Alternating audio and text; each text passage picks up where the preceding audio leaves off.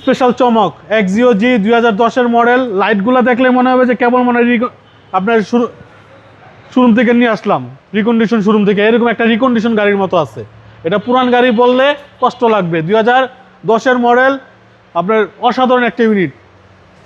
দেখেন বাবু ভাই, মন জুড়ায় যাবে। 25 স্টারের গাড়ি, আপনার 17তে রেজিস্ট্রেশন। এই গাড়িটা খুবই কম চলছে বাংলাদেশে। ভদ্রলোক মনে হয় 20-22 হাজার কিলো চালাইছে গাড়িটা মাত্র। আচ্ছা, আপনার জি এক্সিও যেটাকে বলা হয়, জি এডিশন। জি এডিশন না, জি হ্যাঁ। আপনার দেখেন না, আপনার এখানে আমরেসও আছে দেখেন, হ্যান্ডেস কাপ হোল্ডার সহকারে। ফুল লোডের একটা গাড়ি এক্সিও জি 25 স্টার 2010-এর মডেল, 2017-তে রেজিস্ট্রেশন।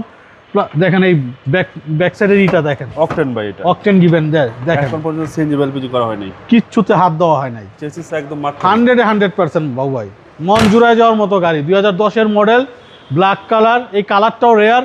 এই কালারের গাড়িগুলো অনেকেই খুঁজে থাকে। 25 স্টারের গাড়ি, জি এক্সিও যেটাকে বলা হয়।